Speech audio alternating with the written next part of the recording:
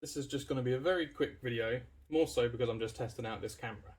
But this is going to be a tip, or a pair of tips really, for anyone who's using a VSR10 based platform, whether it's any of the VSR10 and its clones, or whether it's any of the SSG10 models.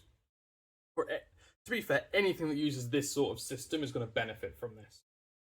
So the first tip, I mentioned this on a live not too long ago, is sleeves.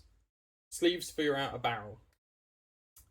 Now, every brand, I don't care who it is, every brand, there is just issues with tolerances. It's just the nature of where these things are made, right? So, good example, a VSR barrel, a VSR cylinder. There's a lot of slack in there. Obviously, it's going to be a bit more stable when you've got it in a receiver, but either way, there is still quite a bit of movement. Even if you were to have a ring here, that's still a bit of movement. Even here, so different barrel, different cylinder. That's in the hop unit, and there's still that little bit of movement. Now, the first issue you can get around pretty easily is you can make a sleeve. These are just ones I quickly knock up on the printer, but if you've got a printer, they're easy to make, or you can buy some 27mm tubing, 27mm OD, 25mm ID, cut a slit, and you basically just pop it in,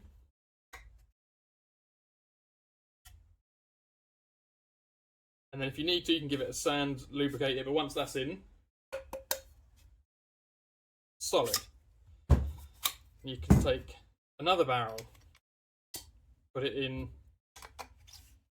same thing, solid. This is going to, if you've ever shot a VSR and you get like a mechanical clank sound, it's usually some form of, something is touching something this end of the platform. So this can help with that, and it's going to increase your consistency because you're eliminating a big chunk of movement. So again, pretty easy.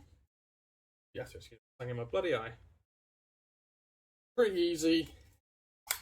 Costs pennies in material. Again, if you've got a 3D printer, they are, like, it's not rocket science, right? These are pretty easy. You can do them in different lengths, because there are differences between different brands of outer barrel, but not enough to warrant any kind of real hard work. But the main thing you need to make sure of is that, one, it fits in the outer, and that the cylinder head doesn't clip on it. And what you can do is you can literally just lightly sand this, or if you get some PTFE tubing, or even PVC tubing, you can do it that way. But that's tip number one. Just sleeves. Easy to print, easy to make sleeves. The second one, I don't know if I'm going to be able to capture this on camera, but this is a standard VSR with whatever parts it's got. But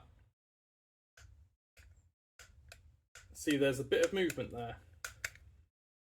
And then I'll take another platform, or another type of VSR.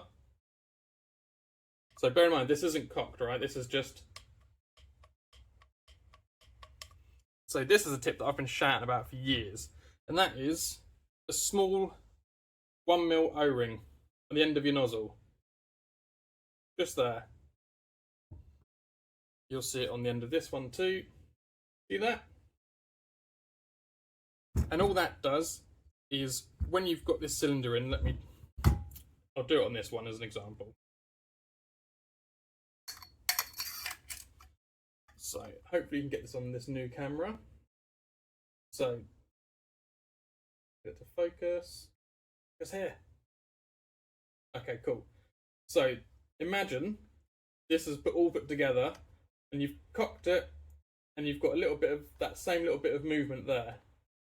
That little bit of movement that you can see there, probably only about that really. Let's say that's 1mm, anything from 0.5 mil to 1mm. What that's doing is that is putting the BB either in the exact same spot, or it's got that allowance of it's going to actually be anything from 0 to 1mm further back, depending on if you've cocked this and seated it fully, or whether you've cocked it and it's sitting slightly further back there. That little difference is what gives that inconsistent sort of up and then the flick, depending on where that BB sits on the patch, and especially nowadays with modern buckings, where obviously we're all using longer patches, like obviously the Flamingo, the Maple Leaf, Modify, etc.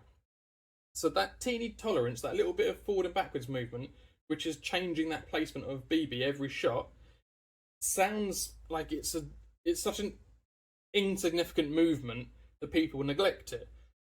But you literally just put a small, already got one on there, a small O-ring on the end of the cylinder, just here. And then what that will do, on this one actually, this is an SSG10 nozzle. So this is a little bit larger. This is like a 1.5 O-ring, but normally a 4 or a 5 by 1 O-ring is fine. And basically what that's going to do is that it's going to act as a buffer. So no matter how much you push that forward, as long as you've closed it in correctly in each position, every time you've racked it, that's going to seat that BB in the exact same position every time, because you're removing that slack, that under and over travel. You're going to be putting it in the same spot on that patch every time.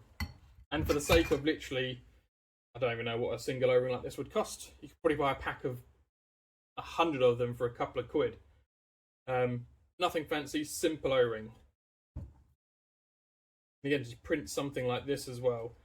And it is, essentially, it's so cheap, it's practically free. Like, you've probably got an O-ring knocking around from some kind of maintenance kit. Near enough every bloody airsofter has got a printer now, or at least has a friend who has a printer. This takes like 8 minutes to print, I think. This is just in PLA Plus, but you can use any material really. PLA is just nice and easy and it sands well, so that's why I recommend it. And it fits everything, and it's such a simple, like,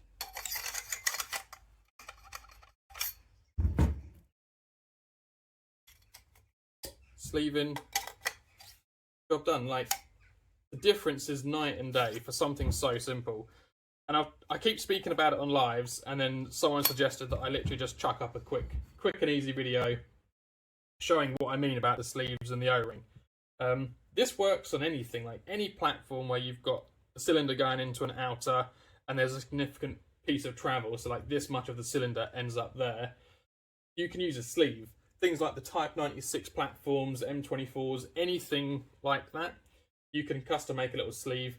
And any platform where you have this movement, the bolt handle at the rear, again, that's a different setup with the different internals, different trigger. This is another setup with the different internals, different trigger, and they all have that same minuscule movement. But that 1 mil is the difference between a flat shot and a shot that's dipping and ducking. So that's it.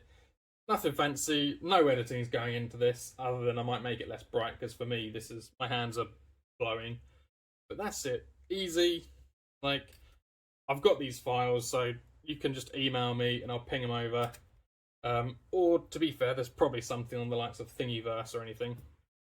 And the O-rings are literally just 1 mil by 4 mil O-rings, or 1.5, depending on whether your nozzle is flat or whether it has a flared base. If it's got a flared base like that, then you're going to want just a 1 mil O-ring, because it's going to get pushed up and forward.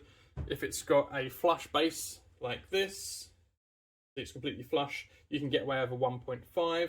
And it would also depend on your hop unit. Some entrances to a hop unit have a larger chamfer, so you can end up with either a 1 or a 1.5 being a better fit. But again, they're pennies, so it's worth checking, and it's such a quick and easy thing that has a reasonable impact. Like, you'll notice it. If you did a mag through it, and then you put a spacer and chucked an O-ring in it and did another mag through it, you are going to see a better grouping. You are going to see a little bit more consistency and less occasional flyers.